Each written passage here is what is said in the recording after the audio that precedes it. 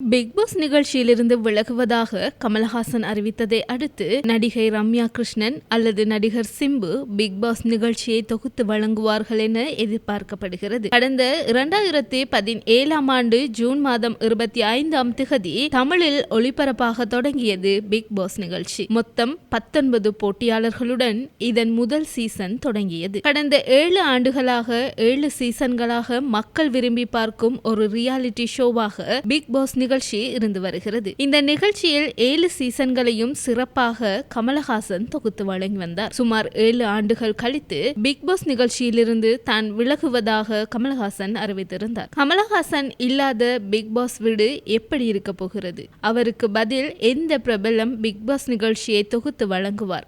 இப்படி பல கேள்விகள் கமலஹாசன் விலகியதை தொடர்ந்து எழும்ப தொடங்கியது. இணையதளங்களில் இந்த பிரபலம் இந்த நிகழ்ச்சியை தொகுத்து வழங்கினால் நன்றாக இருக்கும் என மக்களும் தங்கள் கருத்துக்களை முன்வைத்து வருகின்றனர். முன்னதாக கமலஹாசன் சில வாரங்கள் ஓய்வில் இருந்த போது நடிகை ரம்யா கிருஷ்ணன் மற்றும் நடிகர் சிம்பு ஆகியோர் பிக் பாஸ் நிகழ்ச்சியை தொகுத்து வழங்கினர். இந்த சூழலில் இவர்கள் இருவரில் யாராவது ஒருவர் பிக் பாஸ் 8 சீசனை தொகுத்து வழங்குவார்கள் என எதிர்பார்க்கப்படுகிறது.